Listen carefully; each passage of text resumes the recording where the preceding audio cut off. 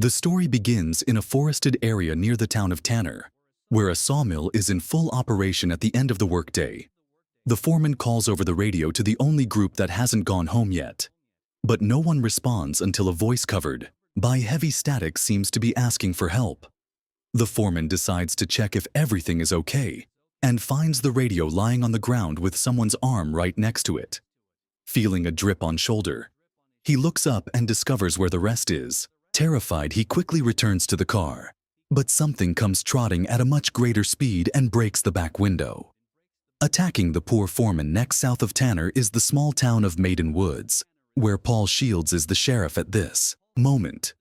He and Deputy Sheriff Donnie Saunders are responding to a call from Farmer Ron Jenkins. He says someone has stolen one of his horses, but Paul finds no clue as to how this happened and suspects the animal may have simply run away. Ron counters that he's never seen a horse jump a fence that high without breaking something. He states that all his animals have identification, and the horse that went missing was number 88. With nothing much to do, Paul and Donnie regret the incident and closed the case. Despite the farmer's protests, young CLA shows up when the two are already leaving.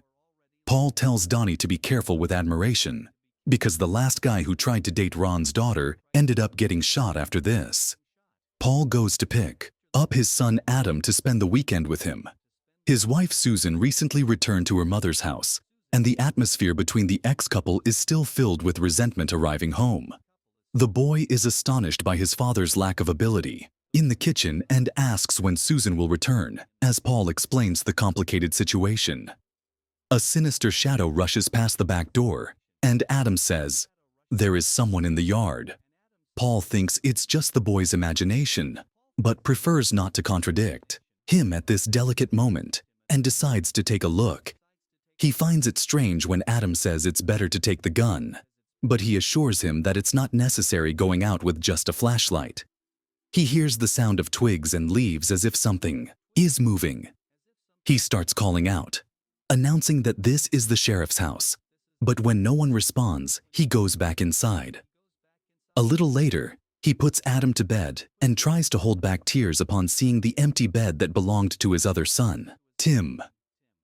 The next day, Donnie arrives while Paul is making coffee and asks if he has left the house today. Strangely, Paul accompanies him to the door, and Donnie shows him a bizarre trail on the floor. The prints are of a horse's hoof, but by the spacing between them, it can be seen that they were left by a biped. Paul is alarmed to realize that whatever did this seems to have stopped in front of the window at some point, as if spying on the family.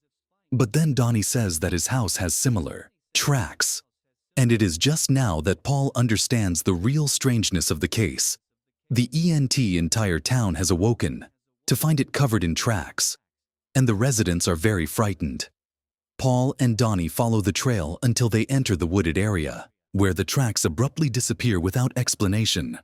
Paul also finds claw marks on a tree trunk later at the sheriff's office. Donnie is turning to attend to the many anxious residents. Paul's task is not much better as he has to inform the case to the Forest Service, assuring him that there is no bipedal animal with hooves. The staff practically laugh in the sheriff's face. The truth is that Paul agrees this is all a bad prank and is only investigating because the neighborhood won't settle without a culprit. Donnie isn't so sure of that version anymore, as he finds it very difficult that someone could have spread those marks without leaving their own footprints. But Paul doesn't pay attention to him soon after the priest arrives, saying that his dog has disappeared and that he is not the only animal that fled during the night at the grocery store. Paul feels everyone's gaze upon him demanding an explanation. Claire is working at the register, and she says that her father has some crazy ideas hearing the conversation. A resident named Jim mentions the old stories his grandfather told about a creature that lives in the Maiden Woods forest. Irritated, Paul says that it's this kind of legend that motivates jokers to pull pranks like that. Jim responds that it must have been Donnie who did it, because he came from New York and must be bored there. Leaving the store, Paul encounters his friend Earl, who also has something strange to report. He says that almost all the animals in the forest seem to have gone away, and this usually happens when they detect some kind of threat. After that, Paul goes back to his mother-in-law's house to pick up Adam. Susan says that he is scared because the other kids are saying the tracks are from the devil. Once again, she tries to get Paul to open up to her, but he barely responds and doesn't want to talk. It is already night when he is getting home with Adam, and the boy screams saying he saw something in the yard again. Paul is starting to get annoyed with this, but then he also sees something. The creature passes through the light very quickly, and Paul can't say what it is, but the sound of galloping hooves is unmistakable. He tells Adam to stay in the car and heads out with the flashlight. The thing is stopped in the middle of the trees and bolts away. When the beam of light hits it, Paul begins to chase it through the woods, but soon loses sight of it. Hearing a metallic sound from the top of a tree, he discovers an object stuck on a branch. It's a horse, bridle marked with the number 88. Very intrigued, Paul returns to the car and panics when he sees that Adam is not there. He begins to search inside the house, and the boy finally appears, explaining that he heard something outside and got scared. Meanwhile, Earl is serving Donnie at his bar. He tells the officer that his grandmother was Native American, and she told him various things about that forest. According to legend, spirits have held a grudge against the white man since the Europeans invaded that area. Donnie asks if he really believes that, and he recounts an old case about a boy who disappeared. The body was found in the woods more than 10 meters high, and no one could provide a reasonable explanation. Days later, Paul and Swan are called to school, and the teacher complains that Adam taught a bad word to his classmates.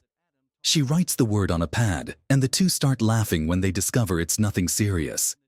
The teacher gets annoyed and says, "There is another problem." Adam always talks about Tim in the present tense, as if he is still alive. Furious at the teacher's attitude, Susan begins to yell and says her son can talk about his brother. However, he wants leaving the school. She breaks down in tears and hugs Paul.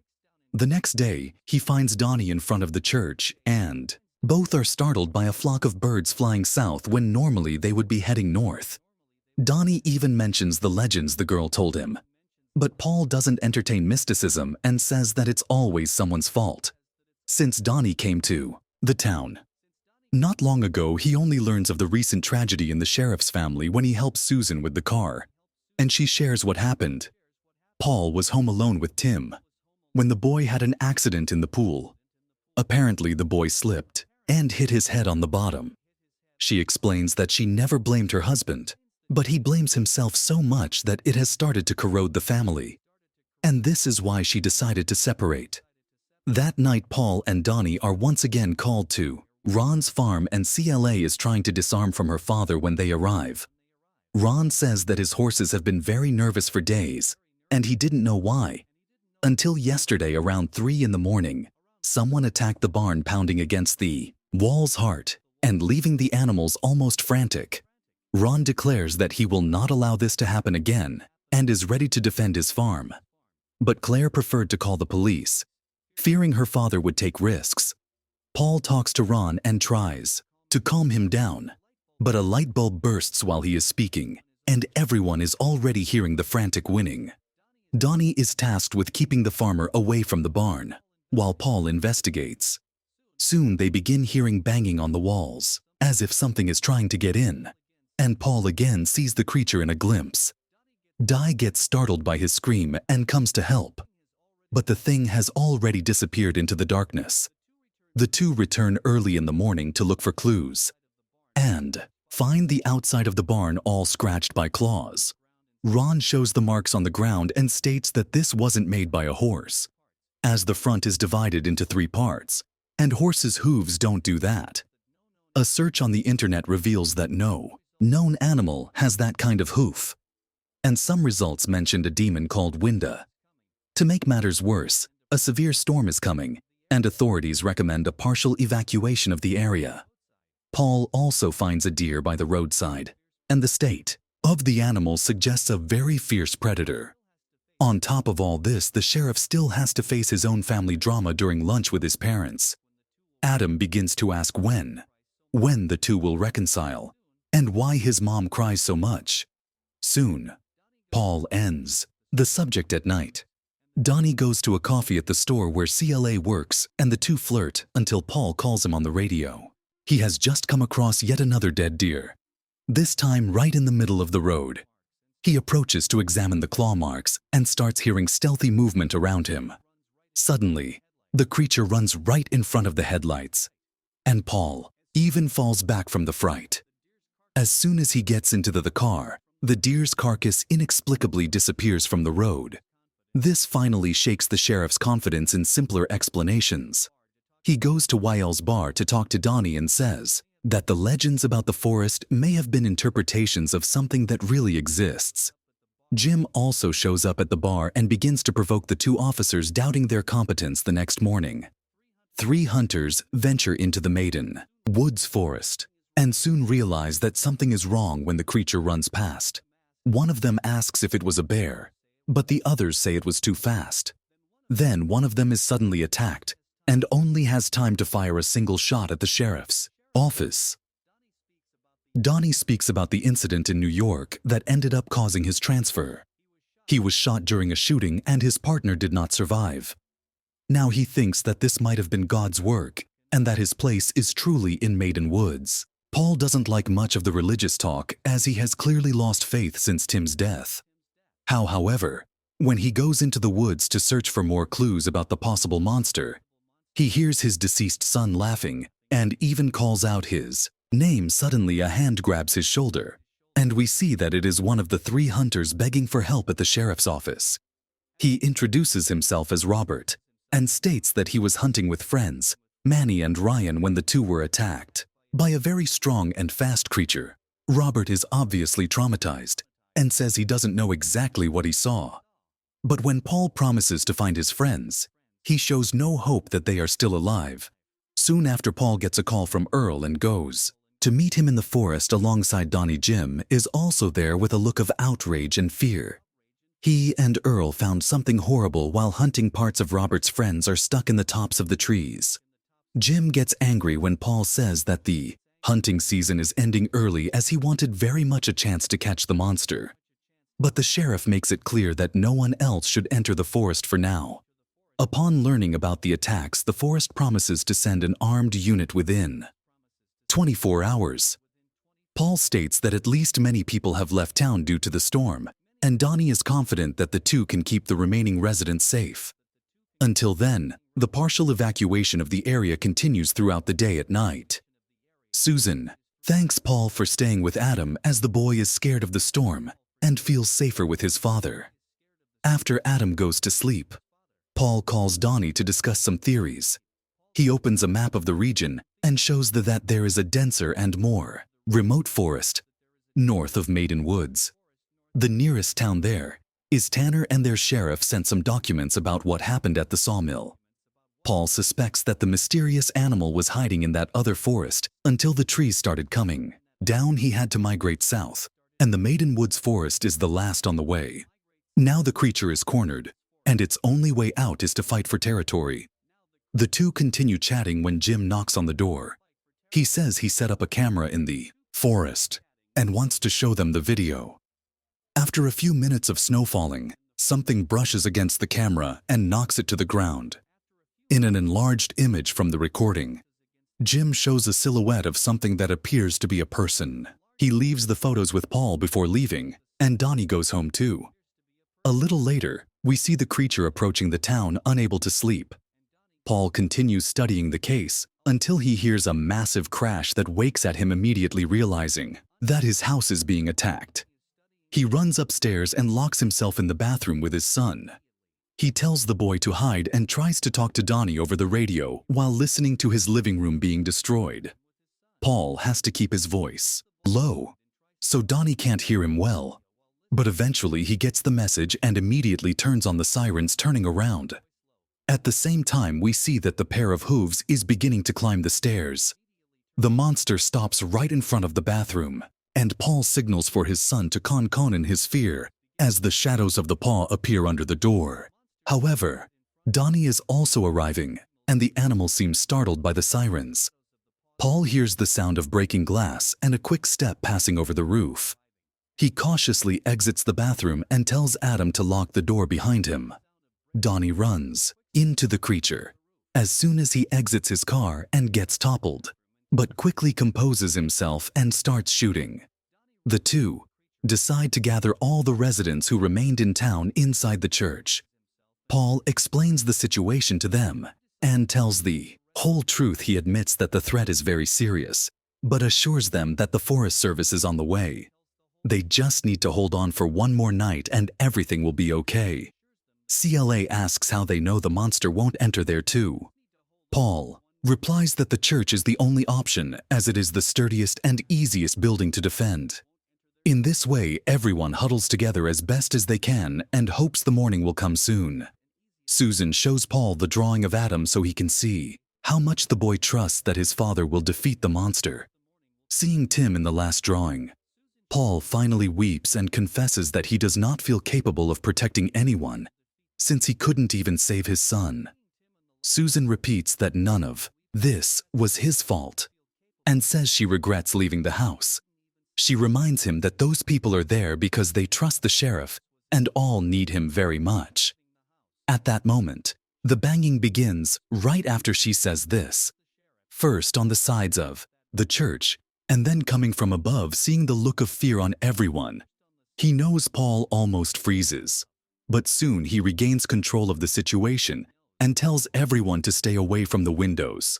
The monster is attacking the front door, which shakes violently and does not seem like it will hold much longer.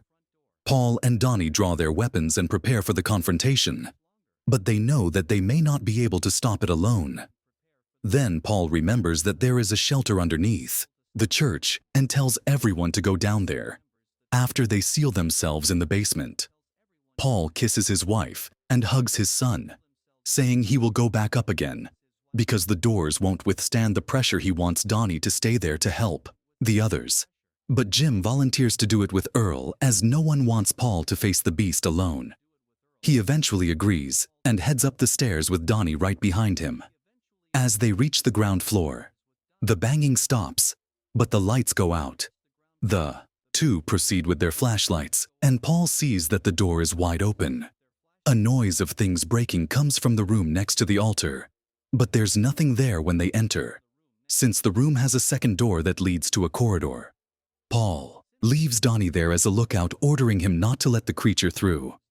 As Paul crosses the corridor and begins to search the rooms on the other side, a shadow passes behind Donnie and goes into the kitchen.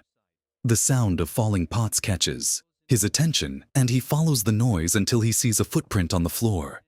He bends down to examine it and sees that it is broken into 3 parts.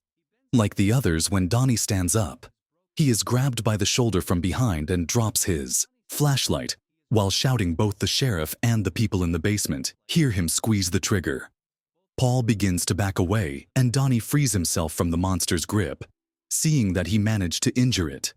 Seeing the reflection of the creature in a kettle, he fires several times but misses the target when Paul returns. Donnie says he is okay and tells him to go after the monster before it recovers. Then the sheriff continues searching until he feels a presence right behind him. He quickly turns around and starts firing, but the beast retaliates and disarms him. Realizing that he has not defeated the monster, Paul hides under the church benches, holding his breath as the monster hunts for him. He carefully the other weapon to avoid making noise, and as soon as he is discovered, he fires 2 more shots. The monster leaves, but it leaves a trail of blood behind. Paul begins to follow it until a lamp crashes on the opposite side, and he doesn't see that his enemy is crossing the ceiling at that moment. The monster jumps right in the middle of the church and reveals itself entirely. For the first time, Paul keeps shooting until he is knocked down and does not cower, even when that horrendous thing bares its teeth at him, shoving the knife into its scaly trunk. The sheriff finally slays his enemy. He warns the others that the nightmare is over and they all return to the church relieved. But then Donnie looks at the creature lying on the floor and discovers something terrible. He is assured he shot the monster's shoulder, but he doesn't see a wound as Paul begins to understand that this is no single monster. We see that there are several others outside ready to attack the church.